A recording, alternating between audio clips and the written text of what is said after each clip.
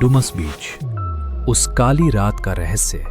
सूरत का डुमस बीच दिन में जितना शांत और सुंदर लगता है, रात होते ही उतना ही भयावह बन जाता है। 5 दोस्तों का एक समूह, आर्यन, राहुल, स्नेहा, पूजा और कबीर, इन लोक कथाओं की सच्चाई जानने के लिए एक शनिवार की रात वहां पहुंचा। माहौल में अचानक बदलाव।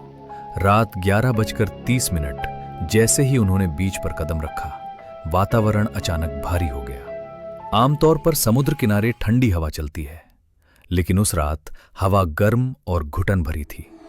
जैसे जैसे वे हवा में जले हुए घास और पुरानी अगरबत्ती जैसी तीखी गंध आने लगी। कबीर ने मजाक में कहा, शायद कोई यहां पिकनिक मना रहा होगा। लेकिन चारों ओर दूर दूर तक कोई नहीं था, सिर्फ अंधेरा और समुद्र की लहरों की डरावनी आवाज। रेत का अदृश्य यात्री सबसे पीछे चल रहे आर्यन को अचानक ऐसा महसूस हुआ जैसे कोई उसके कान के पास जोर जोर से सांस ले रहा हो। वो घबराकर पीछे मुड़ा, लेकिन वहां कोई नहीं था। जब उसने टॉर्च नीचे की ओर घुमाई तो उसके होश उड़ गए। उसके कदमों के साथ साथ रेत पर किसी और के भी कदमों के निशान बन रहे थे। वे निशान इंसान जैसे थे, लेकिन वहां कोई इंसान दिखाई नहीं दे रहा था।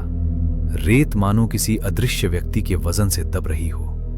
आर्यन चीख पड़ा, यहां से भागो! चीखें और रोने की आवाज। वे सभी पार्किंग की ओर दौड़ने लगे। तभी समुद्र की दिशा से एक औरत के रोने की ऐसी दिल दहला देने वाली आवाज आई कि स्नेहा और पूजा कांपने लगी।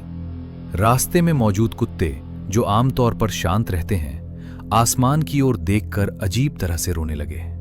उनकी आंखें लाल चमक रही थीं और वे किसी अदृश्य शक्ति पर भौंक रहे थे। घर लौटने के बाद की भयावहता, किसी तरह वे अपनी कार तक पहुंचे और वहां से निकल आए।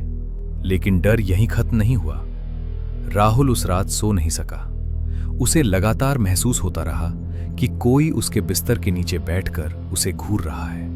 अगले दिन आर्यन के शरीर पर नाखूनों जैसे खरोंच के निशान दिखे, जैसे किसी ने उसे जोर से पकड़ लिया हो। स्नेहा का स्वभाव पूरी तरह बदल गया। वो घंटों अंधेरे में अकेली बैठकर खुद से बातें करने लगी।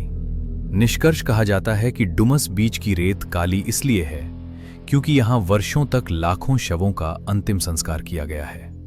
आज भी कई लोग मानते हैं कि जिन आत्माओं को मुक्ति नहीं मिली, वे आज भी इस समुद्र तट